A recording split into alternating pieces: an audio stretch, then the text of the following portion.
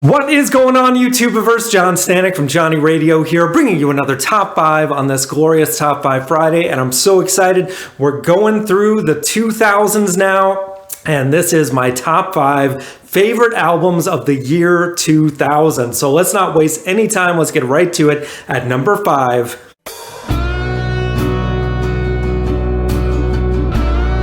Binaural by Pearl Jam, one of my favorite bands of all time, and this one does not disappoint. It's a little uneven as an album, I feel, overall, but it's got some really cool atmospheric songs like Nothing As It Seems, which almost made my top 5 songs of 2000 list, but not quite. But it's a song that almost got me back into Pearl Jam, because I'll be honest, I had kind of fallen off of the wagon with No Code. I thought it was kind of too weird to enjoy at the time. And I missed out on Yield for that reason. And then Binaural got me back into Pearl Jam and got me to go back and enjoy Yield, which is fantastic, and actually kind of enjoy No Code more for what it was. But there's some great ballads on here, like Of the Girl, some great rockers like Rival. The closing track, Parting Ways, is great. You even have, a ukulele song, which is really fun, by Eddie Vedder towards the end of the album. And, the songs in the beginning of the album, like the first 3 tracks, are okay rockers, but not some of their best. But then, when songs like Light Years kick in, it's really good from there. So gotta have it on your list. And now at number 4,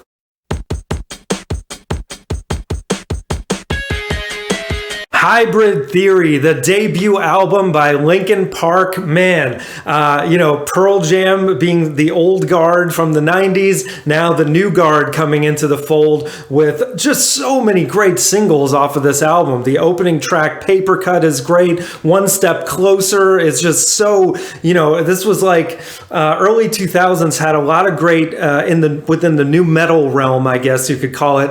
A lot of really good workout music, and Linkin Park was always on my mix of lifting weights, and songs like One Step Closer is no exception. Of course, you've got the huge In the End and Crawling. Just those 2 singles alone make it a candidate to be on your top 5. But really, there's no weak tracks on here. A Place for My Head is also great. I mean, the whole thing is so good, and it, as I said, ushered in a new sound, for better or for worse in some cases. But I think Linkin Park, as far as the new metal sound goes, were kind of at the top of the heap, and just the things that they were doing, mixing hip hop in such a cool way with rock, and Chester Bennington's incredible voice. They're just so good, and what a great debut album. And that's just my number 4. So now at number 3,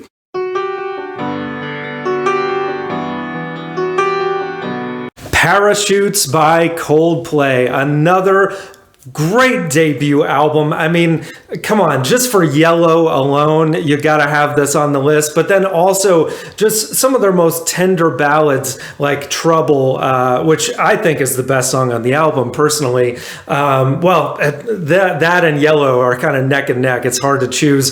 But there's so many great gems on here, like Don't Panic and Sparks, and just like with Linkin Park, there's really not a weak track on here. A lot of people, thought it was a little too ballady and soft for a debut album, but they corrected that, of course, on their next album. But I think for what it is, it's almost like a soft jazz record in a way on a lot of these songs, and it works for what it is, and just a gorgeous debut.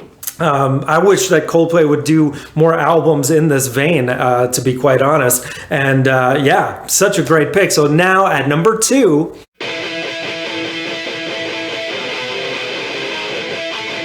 White Pony by Deftones. Yes, another, if you had to put them in the new metal genre, them and Linkin Park, man, just both incredible. But I feel like Deftones were a little more on the alternative side of that whole thing. There's definitely some heavy metal guitars throughout, but the way that Chino Moreno sings, the way that he puts a melody over these kind of bludgeoning riffs, there's nothing quite like it. And the man can scream like no other. I mean, just listen to songs like Knife Party, but also just beautiful soaring melodies on songs like Digital Bath and Change, which is my personal favorite. You saw how high I had it on my top 5 songs of 2000. But just the way the album kicks off with that song Pizzeteria, I think that's how it's pronounced. Just so cool, and there's nothing quite like the drums of the way Abe plays and the way they're produced, almost sounding like popcorn on the snare. It's just so cool. The Deftones have their own sound unlike any other, and I think this is their best album, which is really saying something. So that's my number 2. Now at number 1.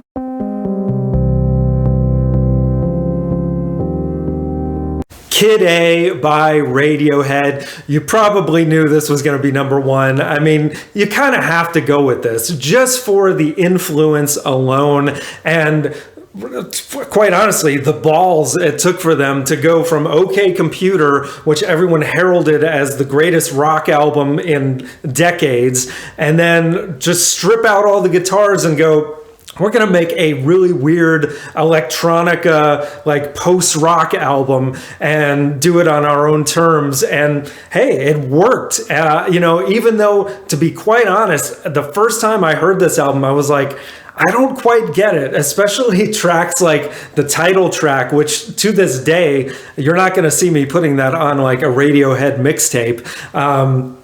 Tree Fingers as well, which is cool it's a cool instrumental that works in the flow of the album, but there's a lot of stuff on here that's just so bizarre that it's hard to enjoy, but you can't deny, though, the brilliance of songs like the National Anthem, which is like acid jazz fusion on acid. It's like, and then to see them perform it live with Tom like just going nuts. And this was really when he started getting into his twitching, hyperventilating phase as he performed on the songs like this and Idiotech, which is another highlight of the album. Just incredible.